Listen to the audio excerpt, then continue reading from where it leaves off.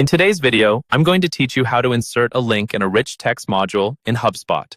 Let's start by getting into the right place inside your Hubspot account. From the main navigation bar at the top, look for the section where you manage your content. Depending on your setup, this might be labeled Content or Marketing.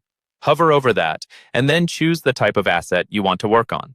You can pick website pages, landing pages, blog, or email, depending on where you need to add your link. Once you're on the content dashboard for that asset type, you'll see a list of existing items. Find the specific page, post, or email you want to edit and click directly on its name. That will open the editor for that piece of content.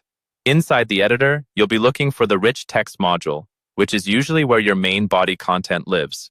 Click anywhere inside that module on the content canvas to activate the formatting toolbar. Now decide what you want to turn into a link. You can either highlight a piece of text, like a word or a sentence, or click on an image if you're linking from a graphic instead of text. With your text highlighted or your image selected, move up to the rich text toolbar. Look for the link icon, which typically looks like a small chain link. Click that icon to open the link tool. If you don't see it, you can also use the insert menu in the toolbar and then select link from the dropdown. A pop-up box will appear with options for what you want the link to point to. Open the Link To drop-down and choose the type that best fits your goal.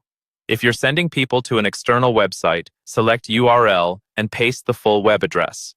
If you want to link to another Hubspot page or blog post, choose the option for one of your pages and search for the internal content you need.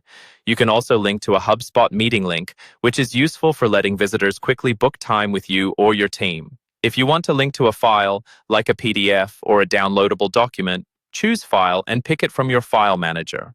And if you need an email link, select email address and type in the recipient so it opens a new message for your visitor. When everything looks right, click Insert to finalize the link. Make sure to save or update your page, post, or email so your changes go live.